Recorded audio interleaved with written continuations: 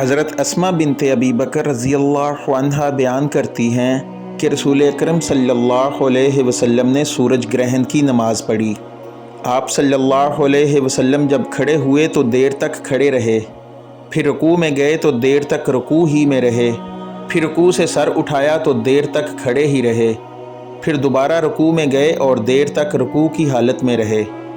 پھر سر اٹھایا اور پھر سجدہ کیا اور دیر تک سجدہ میں رہے، پھر سر اٹھایا اور پھر سجدہ کیا اور دیر تک سجدہ ہی میں رہے، پھر کھڑے ہوئے اور دیر تک کھڑے ہی رہے،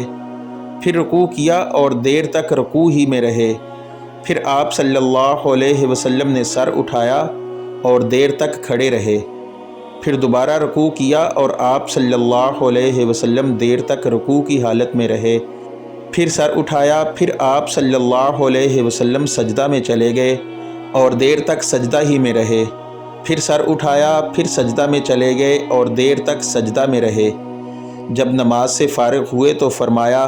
کہ جنت مجھ سے اتنی نزدیک ہو گئی تھی کہ اگر میں چاہتا تو اس کے خوشوں میں سے کوئی خوشہ تم کو توڑ کر لا دیتا، اور مجھ سے دوزخ بھی اتنی قریب ہو گئی تھی کہ میں بول پڑا کہ میرے مالک میں تو اس میں سے نہیں ہوں۔ پھر فرمایا کہ میں نے وہاں ایک عورت کو دیکھا۔